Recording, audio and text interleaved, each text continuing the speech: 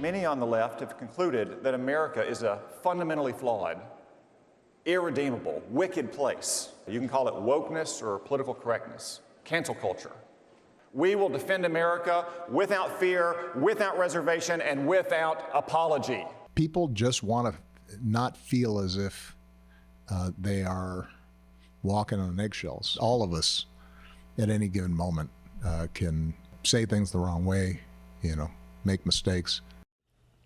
We're beginning to agree. Cancel culture is a toxic phenomenon. And Rolling Stone is fueling the fire with this op-ed, check this out, claiming it's good for democracy. The feature writer wrote this: straight white men, of course, they're the worst, and other people with power aren't used to getting pushback for the ways they conduct themselves. It gets worse. Republican leaders, bitter over the presidential cancellation of Donald Trump, now want to make it harder for marginalized communities to vote. This is a huge leap. It was a big enough leap to ask Piers Morgan to come into this auxiliary studio and talk about it. He's the host of Piers Morgan Uncensored, and you are fired up about this. Yes. I mean, you saw both sides upset about cancel culture and Rolling Stone's embracing it. What side are you on? Well, it's complete lunacy to say it's good for democracy. It's the complete opposite. It's terrible for democracy. If you live in a free democratic society, you should have the basic fundamental right to have freedom of expression and freedom of speech. But the antithesis of that is this mindset that Rolling Stone have put out with this writer, which is the woke mindset, which is you will agree with everything I say about how you should think, act, behave, what you should read, what you should watch, what statues you can revere, what history you can accept. And if you deviate one iota from that, one iota, we're going to shame you, vilify you, abuse you, cancel you, round up your families and do all sorts of terrible things to you. It is a ridiculous situation we've got ourselves into. And we have to fight back. It's a war on our freedom. So two very powerful people, you and Dave Chappelle. Dave Chappelle in comedy, as an international personality, I'm not kidding. You both found yourself saying to yourself, what's going on? Am I going to be alone? What is it like being in that vortex? Well, listen, I had a situation. I was doing a morning show in Britain called Good Morning Britain. I loved the show. We trebled the ratings in 5 years. It was on fire, this show. And then the Meghan Markle, Prince Harry, Oprah Winfrey wine-a-thon aired. I said I thought it was all a lot of nonsense and dangerous, nasty nonsense. I said I wouldn't believe Meghan Markle if she read me a weather report. I stand by that statement. I think it's aged pretty well, like a fine Chateau Latour 61. But the point that was really startling was she then contacts the boss of my company, ITV, a big network in the UK, and she says, you got to fire him for not believing me. It's racist. So they basically put me in a position where either I apologise publicly to Meghan Markle for disbelieving her lies, or I had to leave. So I decided to leave. Now, was I cancelled? Well, in a way, she engineered my departure from a show that I loved. But I was not going to allow that mentality to force me into some pathetic, insincere apology that I didn't mean. But that's where we've got to, where people like Meghan Markle think they can control actually how people are employed. But it's important for people like you and guys like Dave Chappelle to say, no, it's not okay. I'm gonna persevere through it, because very few people have the power and prestige that both you guys had in your separate areas. Elon Musk looked at this article and said this. What doesn't he comment on, by the way? How blatantly obnoxious that they just want to keep canceling people. Do they ever write about music anymore? They should rename themselves Scolding Stone, as all they do seem to do is be holier than thou. Well, also the point I would make about the democratic point he was trying to make.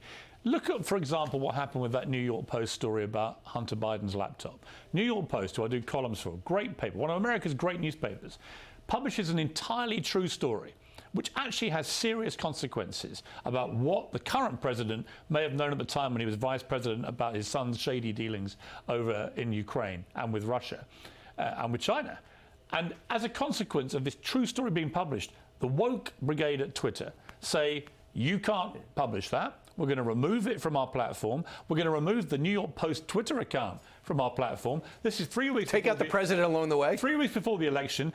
All the polls now say, had the public known about that story properly, had it not been censored in that way, had it not been cancelled, then Donald Trump might have won the election. I can't think of a more glaring example of how democracy was damaged by the cancellation attitude. Absolutely. And if it wasn't for January 6th and everything, the turnabout there, that would have been the focus if we looked at what went wrong in those elections. Meanwhile, Piers, it's impossible to go anywhere in media and not hear about your show uncensored. You're getting the biggest guests, making the biggest news, and if you don't want to take Piers's word for it or my word for it, here's a look at some of the bigger moments over the last year. The owners of the club, they don't. The Glazers. The Glazers, they don't care about the club. I want the best of the club. This is why I'm coming to Manchester United. This is why I love this club. But you have some things inside the club which don't help to Manchester reach the top level. They're trying to force you out. Yes, not only the coach, but the other 2 or 3 guys there around the club. At the senior executive level. Yes, that I felt betrayed. The world's most controversial question, bizarrely, has become, what is a woman? You're the British Prime Minister. What is a woman?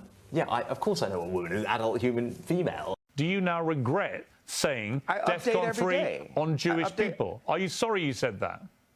No. I think it matters. You should be. Absolutely not. He wouldn't believe what is going on right now to this country, and Elvis would probably go to the president, like he did with Nixon, put his foot down and say, what's going on? I was this, my family was this, and it was all untrue. So I don't categorize these as mistakes. Well, I've been a terrible liar. But to run for Congress of the United States, I'm just struck, not necessarily that a politician would lie, but that you would think no one would find out. I ran in 2020 for the same exact seat for Congress, and I got away with it then. I mean, you got to admire the brass neck of the guy, right? I got away with all the lies last time, so why not try it again? Out of all the follow-ups you were prepared for, were you prepared for that follow-up? No. But then, of course, the problem with Santos is you're not even sure if he's telling the truth, even when he says that. Even when he says he's a terrible liar. So you got to be proud of these people. Your reputation brings them to you, and you go after them, and they say, I know it, I'm ready to talk. Santos, how'd you get it? A great booker, actually, who managed to get into his inner circle, persuaded him, put him on the phone to me about a week ago. I had a 10-minute conversation with Santos. I said, look, I don't have a horse in the race. I'm not an American, right? You're not representing me. I said, I'll be firm but fair. I think I was. What I wasn't prepared for was just, I thought if I went through all the lies one by one, there are about 1,000, that at some point he'd just walk out or stop doing it. But he just carried on, taking it. Eventually, I said, so you're a terrible liar. Yes, I'm a terrible liar. Right. and let's see, he's going to run for re-election. He's probably going to win it out. You know what? He'll probably get back in because we're in a very strange post-truth world, right? Right. Piers Morgan, I could give you a fancy goodbye, but I think at this point in our relationship, I should just say, we're done, we're finished, we're through.